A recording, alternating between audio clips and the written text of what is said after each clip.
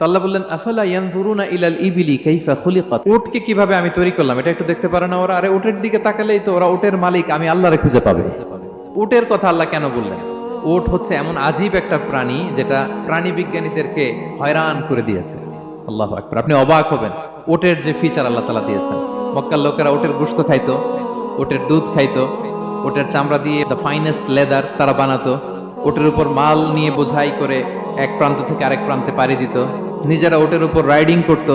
এবং উট হচ্ছে এমন প্রাণী যেটা একসাথে 1 মাস না খেয়ে বেঁচে থাকতে পারে। 1 মাস পানিও খাওয়া লাগবে না, খাবারও খাওয়া লাগবে না। প্রাপ্তবয়স্ক একটা উট একসাথে 200 লিটার পানি খেয়ে ফেলতে পারে। এবং উটের পেটের ভিতরে একটা স্পেশাল ওয়াটার চেম্বার আছে, ওই চেম্বারে রেখে দেয়, যখন লাগবে ওইখান থেকে নিয়ে নিয়ে বেঁচে থাকে। 1 মাস না খেয়ে বেঁচে থাকে কি করে? উটের পিঠে দেখবেন একটা কুজ আছে, এই পুরো কুজটা হচ্ছে চর্বির আধার। ওটের যখন খাবার থাকে না মরুভূমিতে, মাসের পর মাস যখন চলে, ওই